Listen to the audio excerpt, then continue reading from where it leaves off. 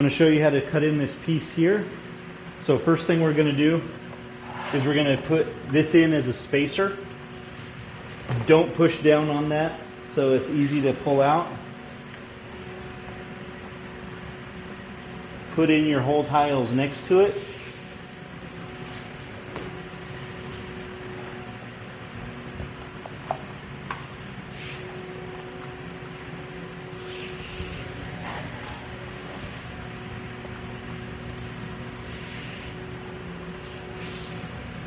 Now you can continue installing with the spacer in and finish the whole room and come back to that, but for this I'm just going to do it right now. You take out your spacer to get your length, put it in here.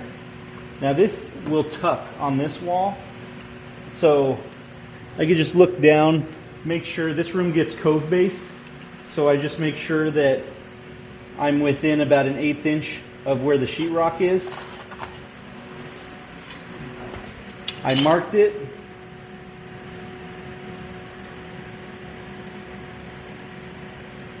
Score it. Okay, so now this piece is big enough, it'll fit in the hole. Place this here. Now we're going to tile gauge.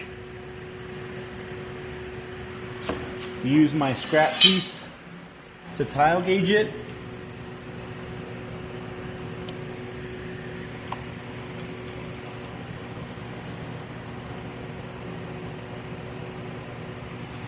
There.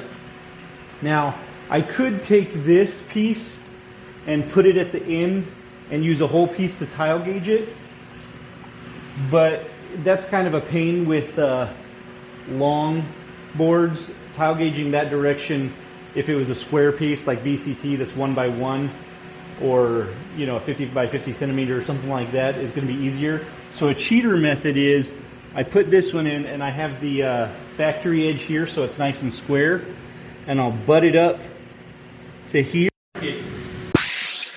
at the corner where it's at. Now I have, where is it? There it is.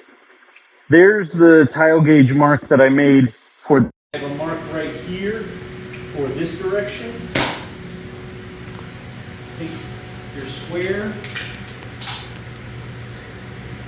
and make sure you don't cut past this line.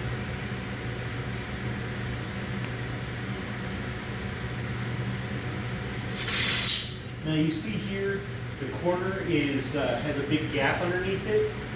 That's going to make it a threat for the cove base to suck in, like the toe could get kicked in or something. So come here, get closer.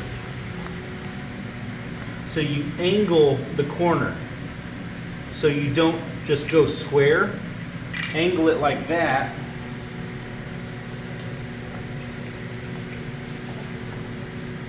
And I'll show you what it looks like in the wall.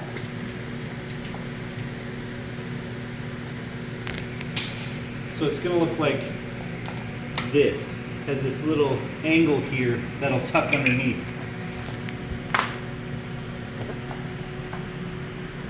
Put your piece in. Now you can put some pressure on it. Now see how it's angled right here, so when the cove base wraps around, if it wants to suck in or somebody hits it with the vacuum or something like that, it won't expose a little bit of concrete, a little bit of the subfloor.